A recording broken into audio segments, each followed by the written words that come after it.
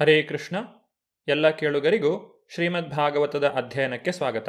ಮಹಾಭಾರತ ಯುದ್ಧ ಮುಗಿದ ಬಳಿಕ ಶ್ರೀಕೃಷ್ಣನು ದ್ವಾರಕೆಗೆ ಹೊರಟು ನಿಂತನು. ಆಗ ಕುಂತಿ ಮಹಾರಾಣಿಯು ಶ್ರೀಕೃಷ್ಣನಲ್ಲಿ ಮಾಡಿದಂತಹ ಪ್ರಾರ್ಥನೆಯು ಶ್ರೀಮದ್ ಭಾಗವತದಲ್ಲಿ ಬಹಳ ಪ್ರಸಿದ್ಧವಾಗಿದೆ. ಭಗವಾನ್ ಶ್ರೀಕೃಷ್ಣನನ್ನು ಕುಂತಿದೇವಿಯು ಇಲ್ಲಿ ತನ್ನ ಸೋದರಳಿಯ ಎಂದು ಕಾಣುತ್ತಿಲ್ಲ. ಆಕೆಗೆ ದೇವೋತ್ತಮ ಪರಮಪುರುಷನಾದ ಶ್ರೀಕೃಷ್ಣನ ಸ್ಥಾನವು ತಿಳಿದಿದೆ. ಭಗವಂತನು ಎಲ್ಲದರ ಒಳಗೂ ಹೊರಗೂ ಇದ್ದರೂ ನಮ್ಮ ಕಣ್ಣಿಗೆ ಅದೃಶ್ಯನಾಗಿರುತ್ತಾನೆ ಎಂದು ಕುಂತಿ ಮಹಾರಾಣಿಯು ಇಲ್ಲಿ ಹೇಳುತ್ತಾಳೆ.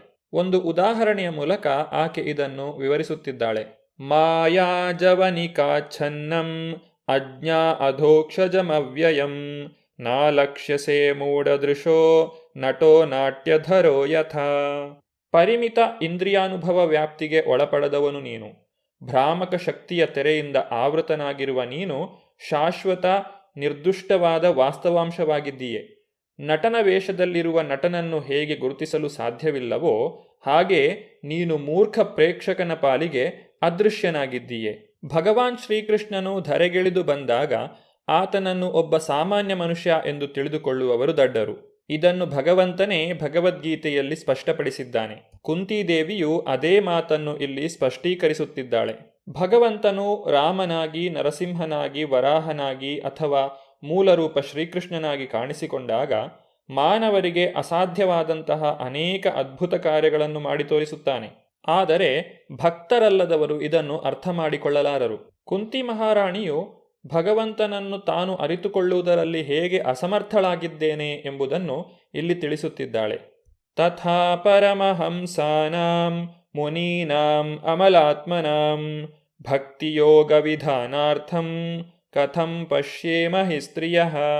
ಸಾಧನೆಯಲ್ಲಿ ಪ್ರಗತಿ ಸಾಧಿಸಿರುವ ಆಧ್ಯಾತ್ಮಿಕವಾದಿಗಳು ಮತ್ತು ಊಹಾತ್ಮಕ ಚಿಂತನೆಯುಳ್ಳವರು ಜಡ ಮತ್ತು ಚೈತನ್ಯಗಳ ನಡುವಿನ ವ್ಯತ್ಯಾಸವನ್ನು ತಿಳಿದವರಾಗಿದ್ದು ಶುದ್ಧರಾಗಿರುತ್ತಾರೆ. ಅಂತಹವರಿಗೆ ಭಕ್ತಿ ಸೇವೆಯ ದಿವ್ಯಜ್ಞಾನವನ್ನು ಬೋಧಿಸಲು ನೀನು ಭೂಮಿಗೆ ಅವತರಿಸಿದ್ದೀಯೆ. ಹಾಗಿರುವಾಗ ನಮ್ಮಂಥ ಸ್ತ್ರೀಯರು ಹೇಗೆ ತಾನೇ ನಿನ್ನನ್ನು ಪೂರ್ಣವಾಗಿ ಅರಿಯಬಲ್ಲೆವು? ಮಹಾನ್ ಚಿಂತಕರೂ ಮತ್ತು ತಾತ್ವಿಕರೂ ಸಹ ಭಗವಂತನನ್ನು ಅವನಿರುವಂತೆ ತಿಳಿಯಲು ಸಾಧ್ಯವಾಗುವುದಿಲ್ಲ. ಗುರುತರವಾದಂತಹ ಜ್ಞಾನದಿಂದಾಗಲಿ ವಿಶೇಷ ಬುದ್ಧಿವಂತಿಕೆಯಿಂದಾಗಲಿ ಅವನನ್ನು ಅರಿಯಲು ಸಾಧ್ಯವಿಲ್ಲ. ಯಾರು ಭಗವಂತನ ದಯೆಗೆ ಪಾತ್ರರಾಗಿರುತ್ತಾರೋ ಅವರು ಮಾತ್ರ ಆತನನ್ನು ಅರಿಯಲು ಸಾಧ್ಯ. ಭಗವಾನ್ ಶ್ರೀಕೃಷ್ಣನಲ್ಲಿ ಪ್ರೇಮ ಭಕ್ತಿಯನ್ನು ಹೊಂದಿರುವಂತಹ ವಸುದೇವ ದೇವಕಿಯರು ಬಹಳ ಅದೃಷ್ಟವಂತರು ಎಂದು ಕುಂತಿ ಮಹಾರಾಣಿಯು ಇಲ್ಲಿ ತಿಳಿಸುತ್ತಿದ್ದಾಳೆ. ಕೃಷ್ಣಾಯ ವಾಸುದೇವಾಯ ದೇವಕೀ ನಂದನಾಯ ಚ ನಂದಗೋಪಕುಮಾರಾಯ ಗೋವಿಂದಾಯ ನಮೋ ನಮಃ. ವಸುದೇವ ಸುತನಾದ, ದೇವಕಿಯ ನಂದನನಾದ, ನಂದ ಮತ್ತು ವೃಂದಾವನದ ಇತರ ಗೋವಳಿಗರ ಕುವರನಾದ, ಗೋವುಗಳು ಮತ್ತು ಇಂದ್ರಿಯಗಳ ಚೇತೋಹಾರಿಯಾದ ಆ ಭಗವಂತನಿಗೆ ನನ್ನ ಗೌರವಪೂರ್ವಕ ಪ್ರಣಾಮಗಳನ್ನು ಅರ್ಪಿಸುತ್ತೇನೆ. ಒಬ್ಬ ವ್ಯಕ್ತಿಯು ಐಹಿಕ ಸಂಪತ್ತಿನಿಂದ ಭಗವಂತನನ್ನು ಸಮೀಪಿಸಲು ಸಾಧ್ಯವಿಲ್ಲ. ಭಗವಾನ್ ಶ್ರೀಕೃಷ್ಣನು ರಾಜಕುಟುಂಬದಲ್ಲಿ ಜನಿಸಿದ್ದರೂ ಸಹ ವ್ರಜಭೂಮಿಯಲ್ಲಿ ಒಬ್ಬ ಸಾಮಾನ್ಯ ಗೋಪಾಲಕನಂತೆ ಪಾತ್ರವಹಿಸಿದನು. ಅವನ ಬಾಲ ಕ್ರೀಡೆಗಳಿಂದಾಗಿ ಆ ಪ್ರದೇಶ ಪವಿತ್ರವಾಯಿತು. ಶ್ರೀಕೃಷ್ಣನ ಬಾಲಲೀಲೆಗಳನ್ನು ಕಂಡಂತಹ ನಂದ ಯಶೋದೆಯರು ಬಹಳ ಅದೃಷ್ಟವಂತರು.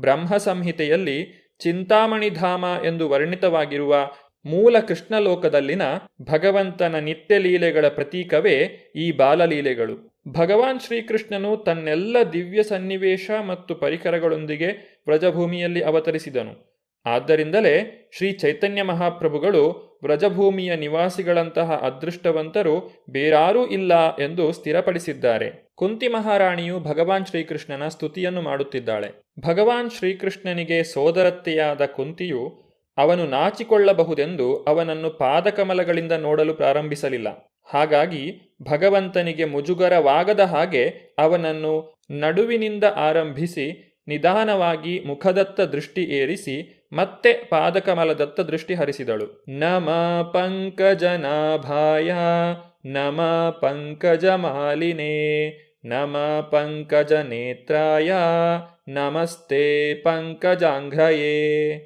ಓ ಪ್ರಭುವೆ, ಕಮಲಪುಷ್ಪದಂತೆ ನಿಮ್ನಾಂಕಿತವಾದ ನಾಭಿಯುಳ್ಳವನೇ, ಸದಾ ಕಮಲಹಾರ ಭೂಷಿತನೇ, ಕಮಲದಂತೆ ಶಾಂತ ದೃಷ್ಟಿಯುಳ್ಳವನೇ, ಕಮಲರಂಜಿತ ಪಾದನೆ, ನಿನಗೆ ಸಾದರ ಪ್ರಣಾಮಗಳು. ಭಗವಂತನ ದಿವ್ಯ ದರ್ಶನವನ್ನು ಪಡೆದಂತಹ ಕುಂತಿ ಮಹಾರಾಣಿಯು ಇಲ್ಲಿ ಧನ್ಯವಾದಂತಹ ಭಾವವನ್ನು ಹೊಂದಿದ್ದಾಳೆ. ಭಗವಾನ್ ಶ್ರೀಕೃಷ್ಣನು ಕುಂತಿ ಮಹಾರಾಣಿಯ ಎಲ್ಲ 5 ಮಕ್ಕಳನ್ನು ಅನೇಕ ಕಷ್ಟಗಳಿಂದ ರಕ್ಷಿಸಿದ್ದಾನೆ. ಆದ್ದರಿಂದ ಆಕೆ ಒಂದು ರೀತಿಯಲ್ಲಿ ದೇವಕಿ ವಸುದೇವರಿಗಿಂತಲೂ ಹೆಚ್ಚು ಅದೃಷ್ಟಶಾಲಿ ಎಂದು ತಿಳಿಯುತ್ತಾಳೆ.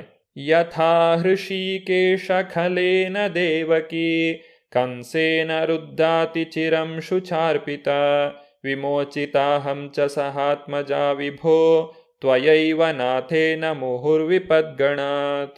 ಓ ಹೃಷಿಕೇಶನೇ, ದೇವದೇವನೇ, ಸರ್ವೇಂದ್ರಿಯ ಪ್ರಭುವೆ, ನೀನು ಅಸೂಯಾಪರ ರಾಜನಾದ ಕಂಸನಿಂದ ಬಹುಕಾಲ ಬಂಧನಕ್ಕೊಳಗಾಗಿದ್ದ ಮತ್ತು ವ್ಯಾಕುಲಳಾಗಿದ್ದ ನಿನ್ನ ತಾಯಿ ದೇವಕಿಯನ್ನು ಬಿಡಿಸಿದೆ. ಒಂದೇ ಸಮನಾಗಿ ಮೇಲಿಂದ ಮೇಲೆ ಒದಗಿದ ಅಪಾಯಗಳಿಂದ ನನ್ನನ್ನು ನನ್ನ ಮಕ್ಕಳನ್ನು ಕಾಪಾಡಿದೆ. ಕುಂತಿ ಮಹಾರಾಣಿಯು ತನ್ನ ಜೀವನದಲ್ಲಿ ಬಂದಂತಹ ಅನೇಕ ಕಷ್ಟಗಳನ್ನು ನೆನೆಯುತ್ತಿದ್ದಾಳೆ ಮತ್ತು ಆ ಕಷ್ಟಗಳ ಸಂದರ್ಭದಲ್ಲಿ ಭಗವಾನ್ ಶ್ರೀಕೃಷ್ಣನು ಯಾವ ರೀತಿಯಾಗಿ ಅವರೆಲ್ಲರನ್ನು ರಕ್ಷಣೆ ಮಾಡಿದ ಎಂಬುದನ್ನು ಸಹ ಇಲ್ಲಿ ನೆನೆಯುತ್ತಿದ್ದಾಳೆ. ವಿಷನ್ಮಹಾಗ್ನೇ ಪುರುಷಾದ ದರ್ಶನ ಅಸತ್ಸಭಾಯ ವನವಾಸ ಕೃಚ್ರತಃ ಮೃಧೇ ಮೃಧೇನೇಕ ಮಹಾರಥಾಸ್ತ್ರತೋ ದ್ರೌಣ್ಯಸ್ತ್ರತಶ್ಚಾಸ್ಮ ಹರೇಭಿರಕ್ಷಿತ. ನನ್ನ ಪ್ರೀತಿಯ ಕೃಷ್ಣನೇ, ಭಗವಂತನಾದ ನೀನು ನಮ್ಮನ್ನು ವಿಷಪೂರಿತ ಆಹಾರ, ಭಯಂಕರ ಅಗ್ನಿ, ರಾಕ್ಷಸರು, ದುಷ್ಟ ಸಭೆ, ದೇಶಭ್ರಷ್ಟರಾಗಿ ವನವಾಸದಲ್ಲಿದ್ದಾಗಿನ ಕಷ್ಟ, ಅತಿರಥ ಮಹಾರಥರೊಂದಿಗಿನ ಯುದ್ಧ, ಈ ಎಲ್ಲವುಗಳಿಂದಲೂ ರಕ್ಷಿಸಿದೆ. ಈಗ ನೀನು ನಮ್ಮನ್ನು ಅಶ್ವತ್ಥಾಮನ ಅಸ್ತ್ರದಿಂದ ರಕ್ಷಿಸಿದ್ದೀಯೆ. ಕುಂತಿದೇವಿ ಮತ್ತು ಪಾಂಡವರು ಒಂದಾದ ನಂತರ ಒಂದರಂತೆ ಅನೇಕ ಕಷ್ಟಗಳಿಗೆ ಈಡಾಗಿದ್ದಾರೆ. ರಾಜ್ಯದಾಹವಿದ್ದ ದುರ್ಯೋಧನ ಮತ್ತು ಅವನ ಸಂಗಡಿಗರಿಂದ ಅವರು ಅನೇಕ ಕಷ್ಟಗಳಿಗೆ ಗುರಿಯಾದರು. ಪ್ರತಿಯೊಂದು ಸಂದರ್ಭದಲ್ಲೂ ಕುಂತಿಯ ಮಕ್ಕಳು ಭಗವಂತನಿಂದ ರಕ್ಷಿತರಾದರು. ಒಮ್ಮೆ ಭೀಮನಿಗೆ ವಿಷಾಹಾರವನ್ನು ನೀಡಲಾಯಿತು, ಒಮ್ಮೆ ಪಾಂಡವರನ್ನೆಲ್ಲ ಅರಗಿನ ಮನೆಯಲ್ಲಿರಿಸಿ ಬೆಂಕಿ ಹಾಕಲಾಯಿತು, ಮತ್ತೊಮ್ಮೆ ಕೌರವರ ದುಷ್ಟ ಸಭೆಯಲ್ಲಿ ದ್ರೌಪದಿಯನ್ನು ಎಳೆತಂದು ಅವಳನ್ನು ಅವಮಾನಿಸುವ ಪ್ರಯತ್ನ ನಡೆಯಿತು. ಆಗ ಭಗವಂತನು ಅಕ್ಷಯ ವಸ್ತ್ರವನ್ನು ನೀಡಿ ದ್ರೌಪದಿಯನ್ನು ರಕ್ಷಿಸಿದನು. ದೇಶಭ್ರಷ್ಟರಾಗಿ ವನವಾಸದಲ್ಲಿದ್ದಾಗ ಭೀಮನು ನರಭಕ್ಷಕ ರಾಕ್ಷಸ ಹಿಡಿಂಬನೊಂದಿಗೆ ಹೋರಾಡಬೇಕಾಯಿತು.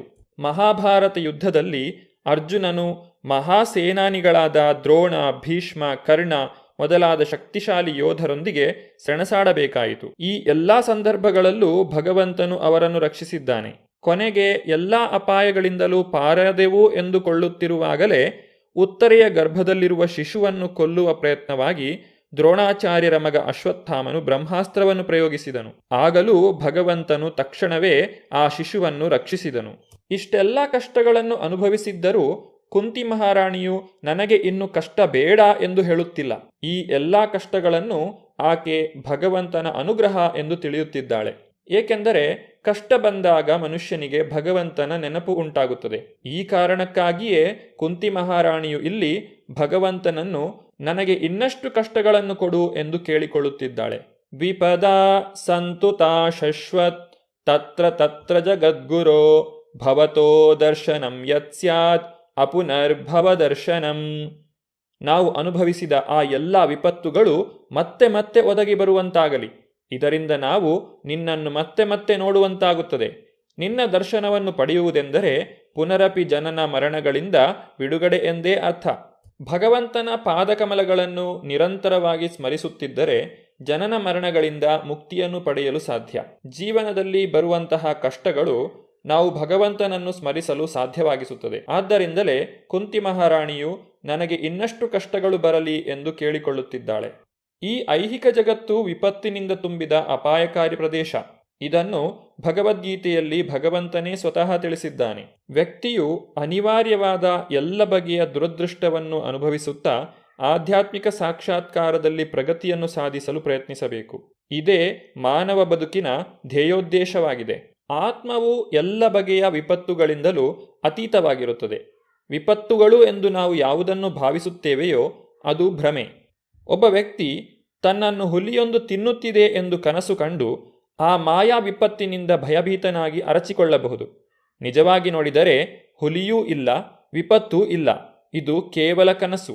ಭಗವಂತನ ಭಕ್ತಿ ಸೇವೆಯನ್ನು ಮಾಡುವ ಮೂಲಕ ಭಗವಂತನೊಂದಿಗೆ ಸಂಪರ್ಕ ಬೆಳೆಸುವ ವ್ಯಕ್ತಿಯು ಅದೃಷ್ಟಶಾಲಿ. ನವವಿಧ ಭಕ್ತಿಯಲ್ಲಿ ಯಾವುದಾದರೂ ಒಂದರ ಮೂಲಕವಾದರೂ ಭಗವಂತನೊಂದಿಗೆ ಸಂಪರ್ಕ ಹೊಂದಲು ವ್ಯಕ್ತಿಯು ಪ್ರಯತ್ನಿಸಬೇಕು. ಇದು ಸಾಧ್ಯವಾದರೆ ಆತನು ತನ್ನ ಜೀವನವನ್ನು ಸಾರ್ಥಕಗೊಳಿಸಿಕೊಳ್ಳಬಹುದು. ಭಗವಂತನಿಗೆ ಶರಣಾಗಲು, ಭಗವಂತನ ಅನುಗ್ರಹಕ್ಕೆ ಪಾತ್ರನಾಗಲು ವ್ಯಕ್ತಿಯು ಜೀವನದಲ್ಲಿ ಯಾವ ರೀತಿಯಾದಂತಹ ಅಡೆತಡೆಗಳನ್ನು ಎದುರಿಸುತ್ತಾನೆ, ಆತನ ಹಿಂಜರಿಕೆಗೆ ಕಾರಣವೇನು ಎಂಬುದನ್ನು ಕುಂತಿ ಮಹಾರಾಣಿಯು ಮುಂದಿನ ಶ್ಲೋಕದಲ್ಲಿ ತಿಳಿಸುತ್ತಿದ್ದಾಳೆ. ಇದನ್ನು ನಾವು ಮುಂದಿನ ಸಂಚಿಕೆಯಲ್ಲಿ ನೋಡೋಣ.